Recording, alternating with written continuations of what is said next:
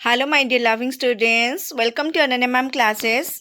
बच्चों, आज मैं तुम लोगों के क्लास का जो पहला हिंदी का पहला चैप्टर है कबीरदास, आज उसका क्वेश्चन आंसर मैं डिस्कशन करने वाली हूँ। ठीक है, तुम लोगों के क्लास के बच्चों मैं बता दूँ, तुम लोगों के क्लास के सारे हिंदी के चैप्टर्स, उड़िया के चैप्टर्स मैंने ऑलरेडी अपलोड कर दी है। अभी मैं क्वेश्चन आंसर अपलोड कर रही हूँ और इंग्लिश के और सोशल साइंस के भी सारे चैप्टर्स मैं अपलोड करूँगी।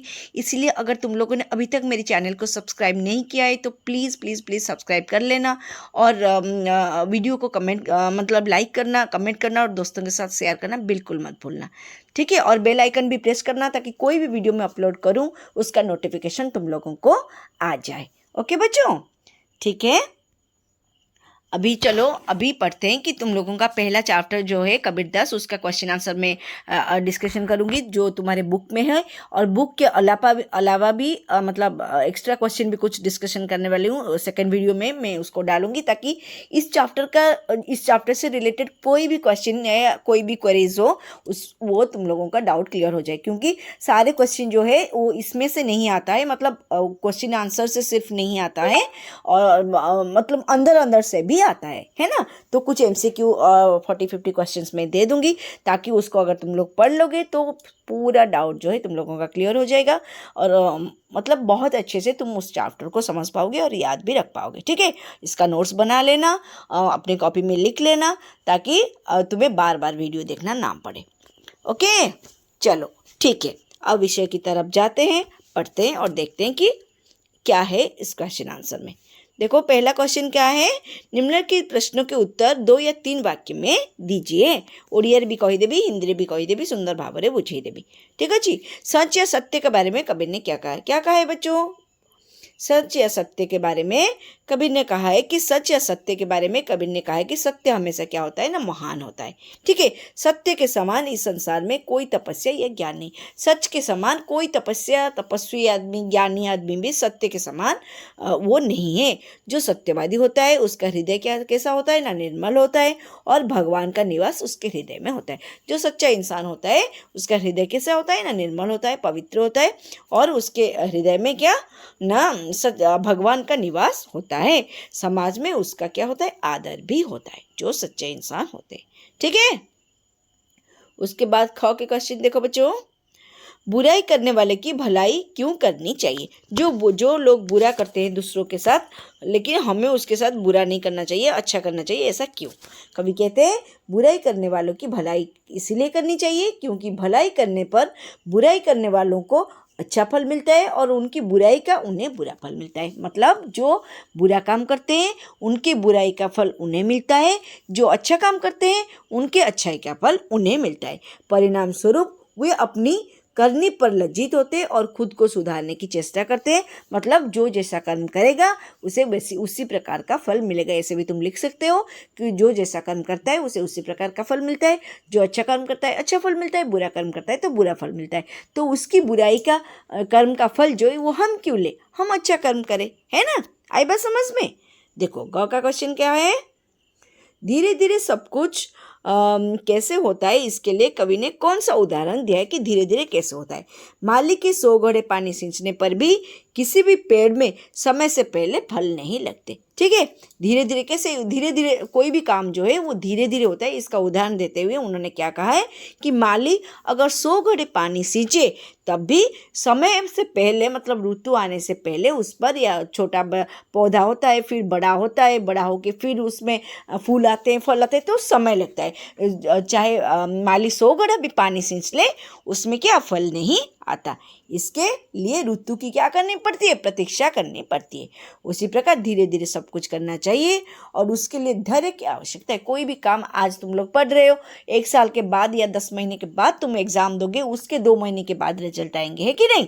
तो कोई भी काम मतलब यूं ही नहीं हो जाता, इसलिए धैर्य की आवश्यकता होती है। कवि ने यही उदाहरण देकर इस बात को कही है। ठीक है, देखो उसके बाद का क्वेश्चन देखते हैं। निम्नलिखित पदों के अर्थ 2-3 वाक्य में स्पष्ट करिए। कैसा ना, जाके हृदय साँचे ताके हृदय आप, है ना। इसमें क्या है बच्चों, इसको तुम इस तरह भी लिख सकते हो कि प्रस्तुत पंक्ति कबीरदास की दोहे से लाई गई है। इस पंक्ति में कबीरदास जी कहना चाहते हैं कि जिसके हृदय में सत्य का निवास है, अर्थात जो हमेशा सत्य बोलता है, उसका हृदय कैसा होता है? निर्मल और पाप रहित। मतलब पाप, उसके हृदय निर्मल भी होता है और उसमें पाप होता ही नहीं, पाप रहित होता है।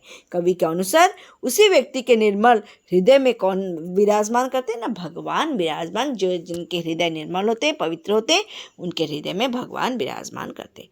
ठीक है। ख का क्वेश्चन देखो बच्चों कि जो तो को कांटा बुबे ताही बोयो तो फूल। ठीक है, इसको भी तुम इस तरह लिख सकते हो कि प्रस्तुत पंक्ति कबीरदास की दोहे से लाई गई है। इस पंक्ति में कवि कहना चाहते हैं कि जो तुम्हारे रास्ते में कांटा बोता है, अर्थात जो तुम्हारी बुराई करता है, तुम उसके रास्ते में फूल बिछा दो, अर्थात तुम उसका भलाई करो। जो इंसान तुम्हारे रास्ते पे कांटा बोता है या तुम्हें परेशानी में डालना चाहता है, तुम्हें मुश्किलों में डालना चाहता है, तुम क्या करो ना, उसके रास्ते में फूल बिछा दो, मतलब तुम उसका अच्छा करो। ठीक है, इससे क्या होगा? परिणाम स्वरूप तुम्हारे अच्छाई से उसे अच्छा फल तो मिलेगा ही, और उसकी बुराई भी उसे बुरा फल मिलेगा। ठीक है, तुम जो अच्छा कर्म करोगे उससे क्या होगा ना, उसके तुम्हारे अच्छाई का फल तुम्हें मिलेगा और उसको भी मिलेगा, लेकिन उसके बुराई का फल तो उसे मिलेगा ही। इससे प्रमाणित होता है कि अच्छा काम करने वाले को अच्छा फल मिलता है और बुरे काम करने वाले को जो अच्छा कर्म करता है। इसलिए जो तुम्हारे साथ गलत काम करता है, जरूरी नहीं कि तुम भी उसके साथ वही करो। तो इससे क्या हो ना, उसमें तुम्हें और कोई फर्क ही नहीं रहेगा ना। आई बात समझ? देखो ग का क्वेश्चन देखते हैं। माली सिंचे सो गड़ा ऋतु आए फल आए होए। इसको भी तुम इस तरह लिख सकते हो कि प्रस्तुत पंक्ति कबीरदास की दोहे से लाई गई है। इस पंक्ति में कबीरदास जी कहते हैं कि माली 100 घड़ा पानी सींचने पर भी किसी भी पेड़ की में समय से पहले फल नहीं लगता। कोई भी पेड़ हो, जब तक ऋतु ना आए, जब तक उसका टाइम ना आए, तब तक उसमें फल होता ही नहीं। उसे ऋतु या समय की प्रतीक्षा करनी पड़ती है। अर्थात कोई भी क्या समय अनुसार ही होता है। कोई भी काम हो वो समय के अनुसार ही होता है, समय से पहले कोई भी काम होता ही नहीं। ठीक है, आई बात समझ? अब 3 नंबर का क्वेश्चन देखो। निम्नलिखित प्रश्नों के उत्तर एक एक वाक्य में दीजिए। क्या?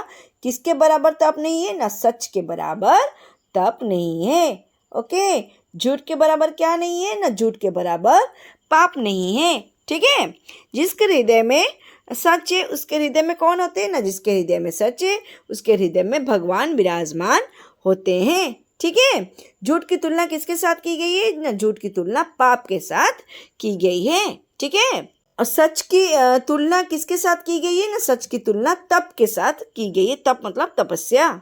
ठीक है, जो तेरे रास्ते पर कांटा बताए तुझे उसके लिए क्या करना चाहिए? जो तेरे रास्ते पर कांटा बताए तुझे उसके लिए फूल बिछाना चाहिए, मतलब उसका भला करना चाहिए। पेड़ में कब फल आता है? ना पेड़ में वक्त आने पर ही फल आता है। ठीक है, कौन 100 घड़े पानी सींचता है? ना माली 100 घड़े पानी सींचता है। इन दोहों के रचयिता कौन है? ना इन दोहों के रचयिता है कबीरदास। ओके, प्रथम दोहे में आप शब्द का क्या अर्थ है? प्रथम दोहे में आप शब्द का अर्थ है ईश्वर या भगवान। ओके, 3 नंबर हो गए बच्चों। अभी भाषा ज्ञान देख लेते हैं। देखो भाषा ज्ञान में क्या है? निम्नलिखित शब्दों के विपरीत विलोम शब्द लिखो। सच का क्या? झूठ, धीर, अधीर, पाप, पुण्य, कांटा, फूल। ठीक है, निम्नलिखित शब्दों में समानार्थी शब्द कोष्ठक से चुनकर भरिए। बराबर का मतलब समान, फूल का मतलब पुष्प, झूठ का मतलब मिथ्या। ठीक, समानार्थी मतलब प्रतिशब्द, एक जैसा शब्द। घड़ा, घट, पाप, कलुष, ऋतु, ऋतु का मौसम। ओके, 3 नंबर देखो। निम्नलिखित शब्दों के वचन बदलिए। कौन वचन कौन देखिए पहले। पाप का वचन पाप का पाप, घड़ा का घड़े, फूल का फूल, कांटा का कांटे, फल का फल, ऋतु का ऋतु ए। ठीक है, इन शब्दों के खड़ी बोली रूप लिखिए। किसके खड़ी बोली रूप? खड़ी बोली रूप क्या है जानते हो कि नहीं? जो मतलब हिंदी रूप, हिंदी भाषा तो खड़ी बोली भाषा है ना, तो शुद्ध हिंदी जो है किसका? सांच का सच, बुबे का बोए, जाके मतलब जिसके, बाको मतलब उसको। ठीक है, हृदय मतलब हृदय, होए मतलब होता। ठीक है बच्चों, ये तुम लोगों की कंप्लीट हो गई। इसके बाद मैं कुछ MCQ भी डाल दूंगी, जिससे और जो थोड़ा बहुत क्वेश्चन रह गया है उसका भी तुम लोगों का कंसेप्ट क्लियर हो जाएगा। ओके, आज के लिए बस इतना ही। मेरे चैनल को सब्सक्राइब करना, बेल आइकन प्रेस करना और कोई भी डाउट हो तो मुझे कमेंट बॉक्स में पूछ सकते हो। Thank you, bye bye.